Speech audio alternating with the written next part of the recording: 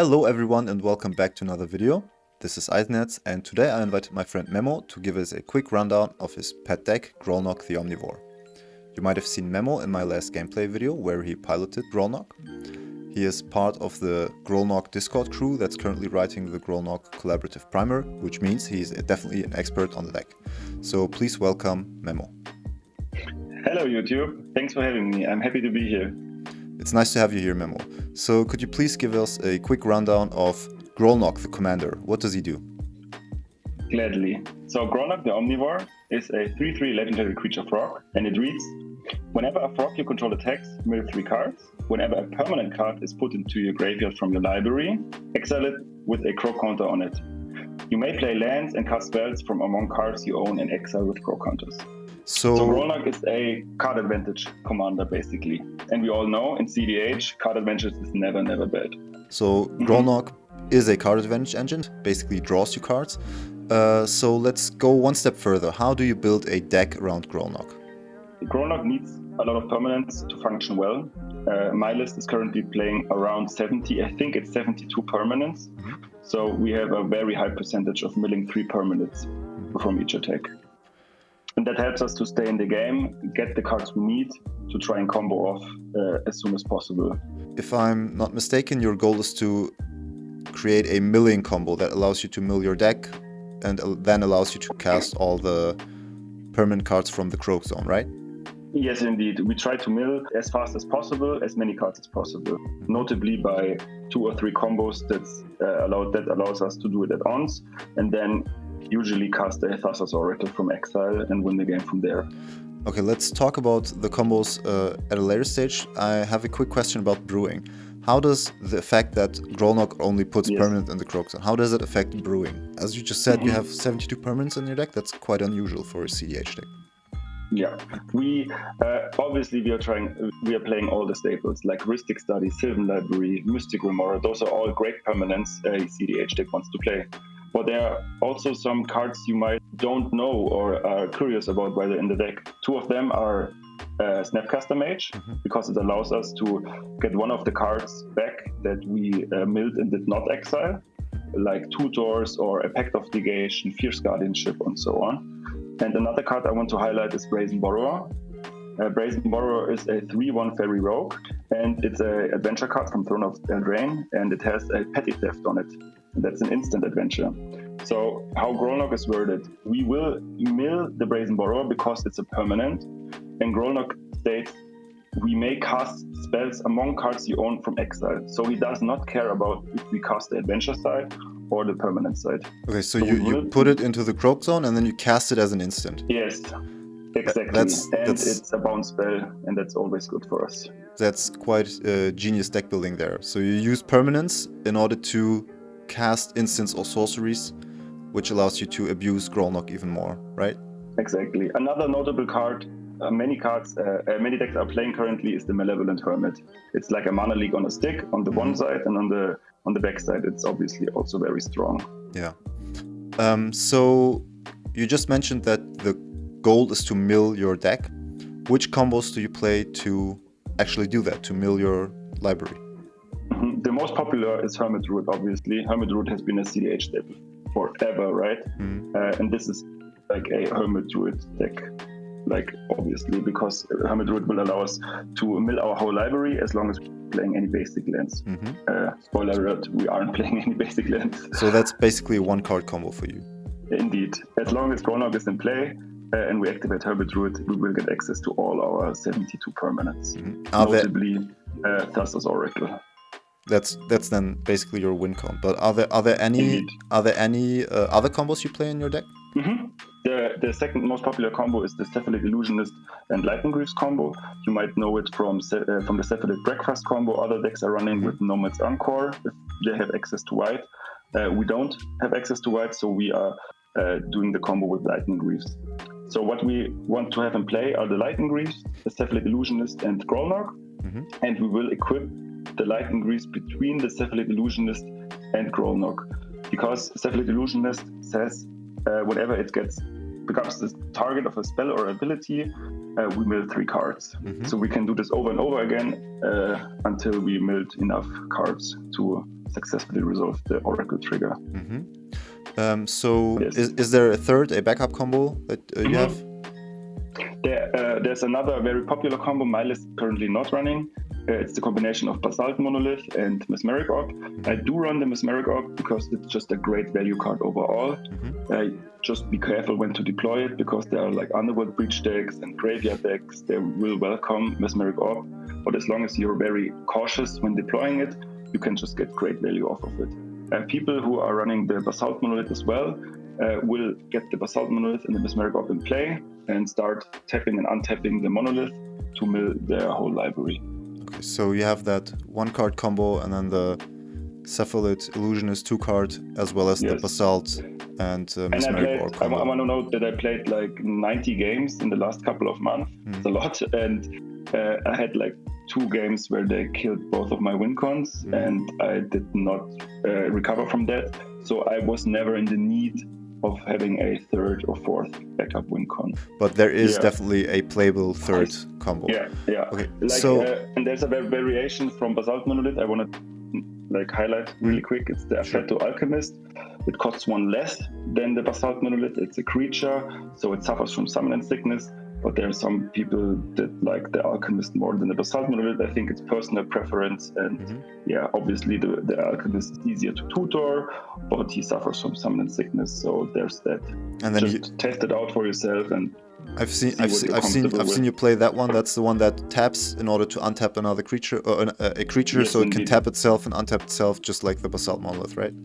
Yes, indeed. Yes, indeed. Okay, so you have your 2 or maybe your 3 combos in the deck. How do you get there? Are there any notable lines you have in the deck? I'm currently playing 2 cards that allow us to get access to those combo pieces as fast as possible. One of them is Intuition. Intuition is a really busted card in normal cEDH, but with Grolnok it's just insane, believe me. Because as long as we are choosing 3 permanents, it doesn't matter what they give us, because as Intuition is worded, the other 2 cards will get put from the library into the graveyard, and therefore Grolnok will trigger and exiles them with crow counters on them. So whatever you get with Intuition, you have access to all 3 cards, basically. Yeah, as long as we are only choosing permanents. Yeah, okay, well, think about that, guys. You have a 3-mana spell that tutors 3 cards. That's you can't have more value on a tutor. So you get different piles with that. Any examples? Yeah. One very usual pile is Lion's Eye Diamond, Concordant Crossroads, the Hermit Druid. It allows us to cast the Hermit Druid and activate him like right away. Just be careful when to use the LED. Just make sure that they don't have interaction left, or you resolve the Veil of Summer or whatnot. So you can safely discard your hand and combo off. Another line that's very popular is the Cephalid Illusionist plus the Lightning Greaves, and either a piece of protection, like maybe the Malevolent Hermit, or a Mana Crypt or other mana accelerations. Okay, so you basically have Intuition as a 1-card combo that allows you to go for different piles. You just mentioned a second line, a second bomb spell. My list is currently playing Traumatized. It's a sorcery for 3 in the blue and the blue. And it says a target player mills half of his library. It translates basically to an Peer into the Abyss in our deck. So like you have a 5 mana like Peer into the Abyss. 5 mana Peer into the Abyss. It's sorcery speed. It mills half our library. That's usually something between 35 and 45 cards. 70% of those are permanents, usually.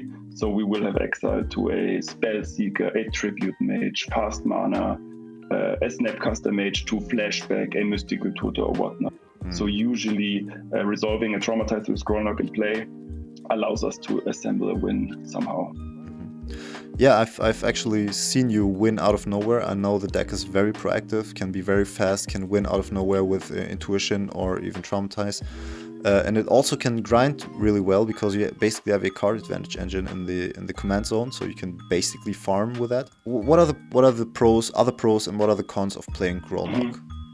So one of the pros you already mentioned, we have Carter mentioned the command zone. That's never bad. We want to keep stay in the game. We don't want to just mull for a aggressive hand and then just hunger like after getting stopped, right? Grolnok allows us to recover. He allows us to get back in the game. That's one really good pro. And another pro is that we just eat mid-range decks, like the typical Nagilas, Tymna Thrasios decks. They need to set up, they need their mana dogs, they need their commanders in play, and we are able to usually have our first win attempt on turn 3. So the mid-range decks usually are just set up when we are trying to win. That's like one of the pros I really enjoy. So you're definitely faster than the mid-range decks. Not like Grixis Turbo North fast, but still really fast, really proactive. Yeah, that's one of the cons. Like if the pot is full of turbo decks, turn 3 might be too late. If there's a Cody, if there's like Roger, Silas, Crick can also be like very, very lightning speed fast. So sometimes we have to just mull smart and have to take a spot of like a controlier spot, because there are just the seat position might not be optimal, or there are too many other turbo decks in front of us. Okay, so are there any other cons playing Grolnok? Yeah, there are some silver bullets we are never happy to see. The most two common ones are Dreadnought Magistrate and the.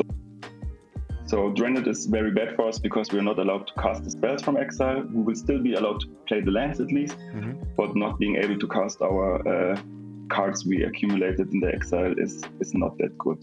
On the other hand, we will still keep attacking with Grolnok usually to just fill the Croak Zone and hope that we draw ourselves into action for the Dreadnought and then have access to those cards. Dorothy will not allow us to do that. Dorothy is a replacement effect, so if we attack with Grolnok, we will just give Dorothy 3 of our cards. So you won't get to fill the Croak Zone. Yeah, but in my experience, Dorothy will get cracked at some point, because people are greedy, they want the value, they need the mystical tutor, they're getting bullied into cracking the Dorothy for a Noxious to Revival to interact with a Breach deck or whatnot.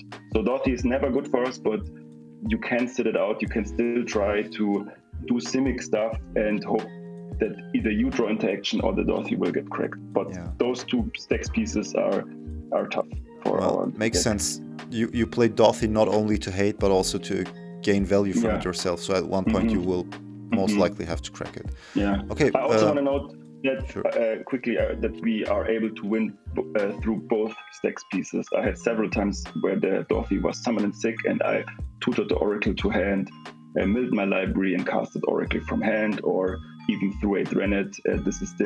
We are still able to let's say neoform a Birds of Paradise into a Oracle and with the ETB trigger on the stack, activate Hermit Druid. So there are ways around even those heavy stacks pieces to still win. That's good to know, and that's what makes a good pilot, knowing the way around hate. Okay, Memo, let's wrap this up. Can you tell us where to get more input on Grolnok and where to dive a little bit deeper into the deck? Yeah, gladly. We have currently 4 lists on the Brewer's Corner of the cEDH decklist database.